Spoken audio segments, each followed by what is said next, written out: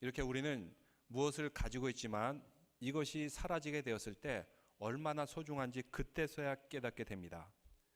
우리에게 무엇이 주어져 있습니까? 어떤 축복이 주어져 있습니까? 그리고 오늘 성경에서 다윗은 어떠한 감사를 말하고 있습니까? 오늘 말씀을 통해서 어린아이들이 생각하는 감사와 성숙한 그리스도인이 생각하는 감사가 뭔가 좀 차이가 있는 것을 보여주고 있습니다. 우리는 사라지기 전까지는 이것이 얼마나 감사하고 필요했는지 종종 놓치는 수가 있습니다. 집에 들어가면 비를 피할 수 있는 지붕이 있고, 또 추우면 히터를 켤 수 있고, 더우면 에어컨을 켤 수가 있고, 또 집이 어두우면 라이트를 켤 수가 있는 집, 냉장고에는 음식이 있고 물은 언제든지 틀면 나오고, 또 찬물이 나올 때는 따뜻한 물도 나올 수 있는 그런 집, 여기까지 올 때 여러분들은 다 차를 타고 오셨으리라 봅니다. 여러분, 이 정도가 누릴 수 있으면 우리가 얼마나 부자인 줄 압니까? 이 정도 누리면 세계 10% 안에 드는 그런 부자라고 합니다. 우리는 너무나도 풍요롭고 감사한 곳에 살고 있습니다. 이런 현대 문명 중에서 가장 좋은 것들을 누리며 살고 있습니다. 지난 주간 한국에서 포항에서 지진이 일어났습니다. 지진이 일어남을 통해서 사상 처음으로 수학 능력 시험을 치러야 되는 그 대입시생들이 일주일간 수업이 미뤄지게 되었어요. 시험이 미루어지게 되었습니다. 그래서 아주 당혹하고 곤란한 세 부류의 사람들인데, 첫째는 섬에서 육지로 배를 타고 올라온 사람들. 그 학생들은 시험을 치려고 배를 타고 왔는데 시험이 늦춰지는 바람에 그만 여관에서 더 머물러야 되는 그런 신세가 되었습니다. 또 두 번째 부류의 사람들이 있는데, 시험을 출제한 출제위원들. 이분들은 보안을 위해서 어느 장소에 갇혀가지고 몇 달 동안 지내다가 이제 드디어 이 장소에서 나와서 집으로 돌아가려고 했는데 그만 수능 시험이 일주일 미뤄지는 바람에 계속해서 그 숙소에서 지낸다고 합니다. 근데 제가 어느 신문 기사의 제목을 보니까 이런 제목을 보게 되었습니다. 우리는 교과서를 쓰레기통에서 찾는 세대입니다. 참 마음이 안타까웠어요. 아니, 대한민국에 아직도 교과서가 없어가지고 쓰레기통에서 찾는 그런 학생들이 있나? 근데 사실은 그게 아니었어요. 보니까 수능 시험이 이제 다가오면은 교과서가 더 이상 필요 없다 해가지고 쓰레기통에 다 버린 그런 학생들이 있었어요. 아주 종말론적인 인생관이죠. 이제 끝이다 하면서 다 포기하는 그런 학생들.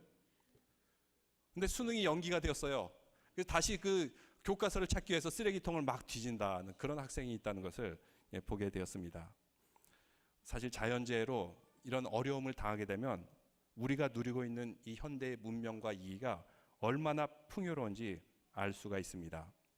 지진의 여파로 인해 가지고 집에도 들어가지 못하는 사람들, 그래서 따닥따닥 붙어서 체육관에 사는 그런 사람들, 그리고 누릴 수 있는 것을 누리지 못하는 그런 사람들, 참 얼마나 안타까운 사람들이 많이 있습니까? 미국도 간혹 가다가 재난을 맞이할 때가 있습니다. 몇 년 전에는 태풍으로 인해서 송유관이 파손이 되었어요. 근데 저 미국에 살면서 초유의 사태가 벌어진 겁니다. 차에 넣을 가솔린이 없어요. 주유소마다 가솔린이 다 동이 났다 그러고 여기저기 찾아다니는데 겨우 한 곳을 발견했는데 거기에 차들이 길게 늘어서 있고 그것도 차 한 대당 5갤런밖에 주지 않는 그런 아주 그런 상황. 다행히 그 부족한 상황이 곧 해소는 되었지만 이렇게 편리함을 누리다가 이런 것들이 사라져버리면 그때서야 내가 얼마나 감사한지 그리고 좋은 환경에 사는지 깨달을 수가 있습니다. 선교여행을 가면서 중남미나 아프리카를 갔다가 이곳에 다시 오면 어떤 느낌이 듭니까? 내 집이 얼마나 환하고 아름답고 깨끗하고 우리 교회가 얼마나 산뜻하고 예쁜지 그때서야 깨닫게 되는 것입니다. 우리가 누리는 것, 가진 것 얼마나 많은지 평소에는 깨닫지 못해요. 그런데 어떤 이유에서든지 이것을 부족함을 겪다가 이것이 사라지게 되었으면 그때서야 얼마나 좋고 감사한 환경에 살았는지 깨닫게 됩니다. 시편 103편에서 다윗은 하나님께 찬양하며 시작합니다. 2절 말씀을 같이 읽어보겠습니다. 103편 2절입니다. 내 영혼아 여호와를 송축하며 그의 모든 은택을 잊지 말지어다. 같이 읽겠습니다. 다시 읽겠습니다. 내 영혼아 여호와를 송축하며 그의 모든 은택을 잊지 말지어다. 여기서 송축하라, Praise the Lord, 하나님께 감사라는 의미로 사용됩니다. 하나님께서 우리에게 주신 그 은혜, 이것을 잊어버리게 되면 우리는 감사를 모르게 되고, 그리고 없는 것 가지고 계속 불평하는 삶을 살기 마련입니다. 예전에 폴란드 철도에서 일하는 젠 그랜스키라는 사람이 있었습니다. 그는 철도회사에서 일하는데 1988년도에 철도에 치여가지고 죽을 뻔했는데, 그리고 나서 그가 코마 상태가 되었습니다. 당시 세간에 알려지기는 2007년 19년이 지나서 그가 드디어 깨어났다 하면서 기적의 사람이다 라고 알려졌는데, 가디언지에 보니까 사실은 그 정도는 아니었고 코마 상태에서 4년 후에 깨어났다고 합니다. 근데 깨어났다가 또 다시 코마 상태로 빠져들고, 또 어느 순간에 깨어났다가 또 코마 상태에 빠져들고, 19년이 지난 후에 드디어 정상의 생활을 할 수 있었다고 합니다. 근데 그가 1988년도에 코마가 된 상태에서 19년이 지난 후에 폴란드에 무슨 일이 생겼습니까? 공산주의 사회에서 민주주의 사회로 바뀌게 되었습니다.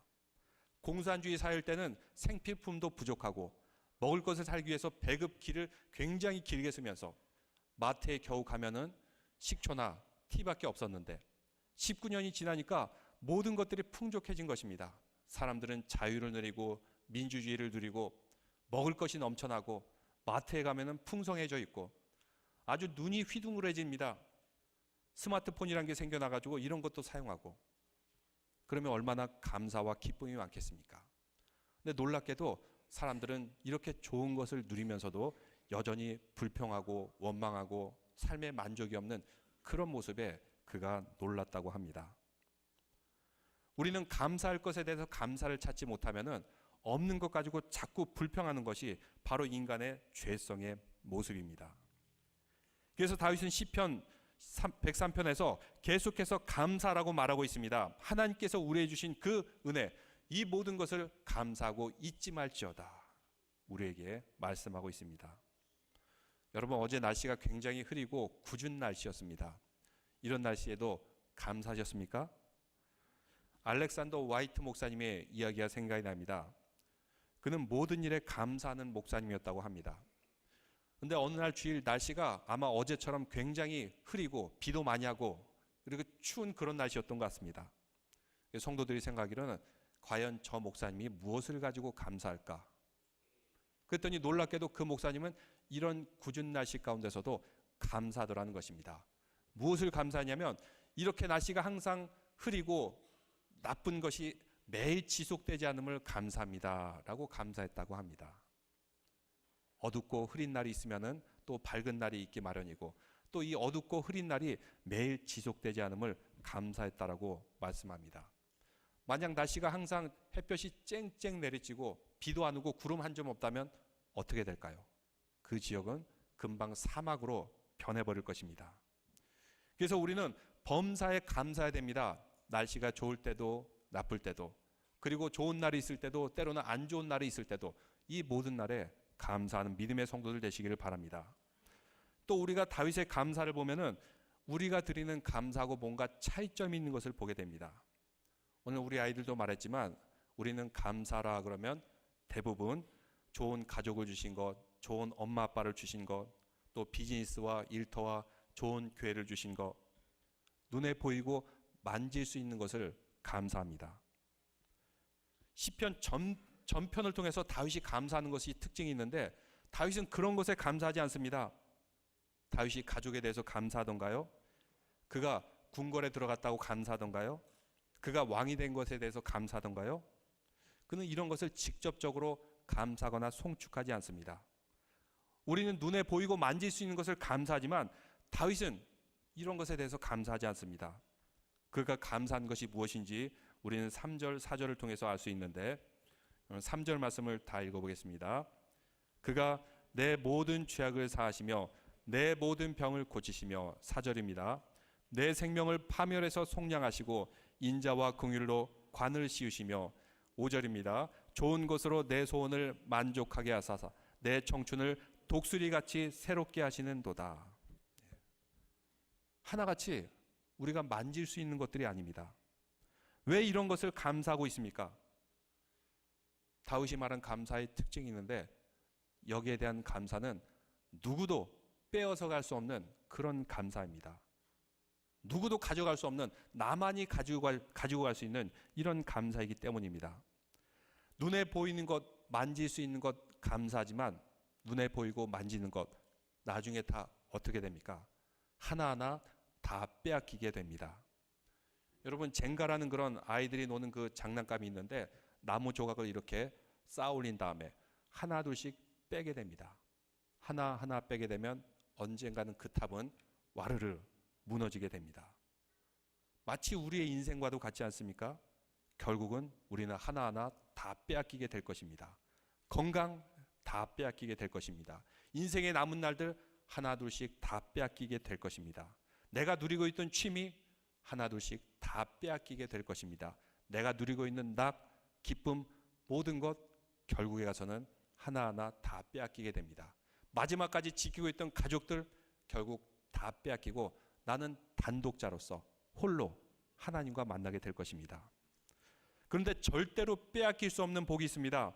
다윗은 바로 그러한 복을 찬송하고 있는데, 다윗의 가장 큰 축복과 감사는 하나님께서 그를 사랑하시고 그를 긍휼히 여기셨다, 그에게 대해 컴패션을 가지고 있다라고 말씀하고 있습니다.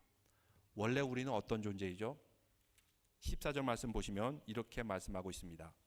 이는 그가 우리의 체질을 아시며 우리가 단지 먼지뿐임을 기억하심이로다. 우리는 단지 먼지와 같고 들의 풀과 같이, 들의 백합화와 같이 다 사라질 존재, 사람들로부터 기억도 잊혀질 그런 존재입니다. 여러분, 이 말씀을 들으면 어떤 느낌이 듭니까? 참 우리 인생은 보잘것없구나 하는 것을 깨닫게 되는데, 그런데 하나님께서는 그런 우리를 기억하신다고 말하는데 13절에 이렇게 말씀하고 있습니다.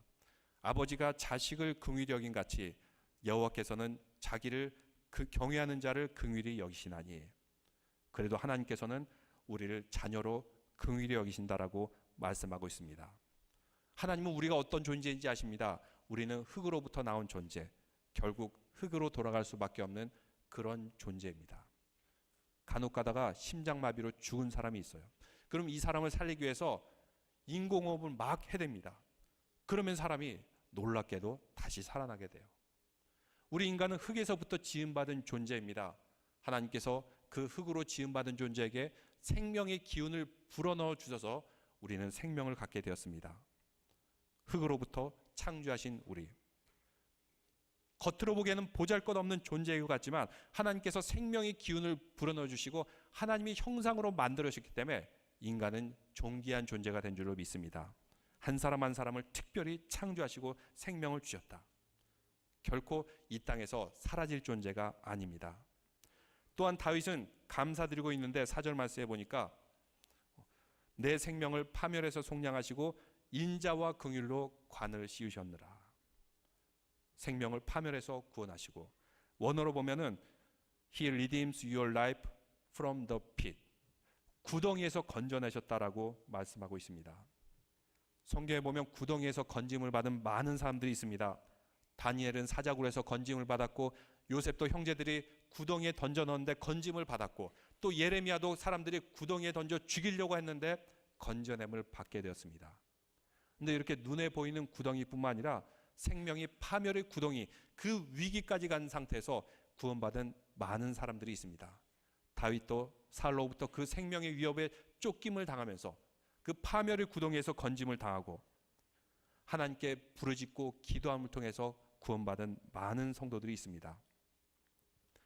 이렇게 우리는 성경을 통해서 볼 때 기도하고 부르짖으며 간구함을 통해서 사망의 파멸의 구덩이에서 건짐받았을 때 바로 그 자체가 주님 앞에 감사와 영광을 올리는 것을 보게 됩니다. 그래서 다윗은 시편에서 말하고 있습니다. 시편 23편 보이시겠습니까? 한번 같이 읽어보겠습니다. 시편 23편. 여호와는 나의 목자시니 내게 부족함이 없으리로다. 그가 나를 푸른 풀밭에 누이시며 쉴 만한 물가로 인도하시는도다. 내 영혼을 소생시키시고 자기 이름을 위하여 의의 길로 인도하시는도다. 내가 사망의 음침한 골짜기를 다닐지라도 해를 두려워하지 않을 것은 주께서 나와 함께 하심이라. 주의 지팡이와 막대기가 나를 안위하시나이다.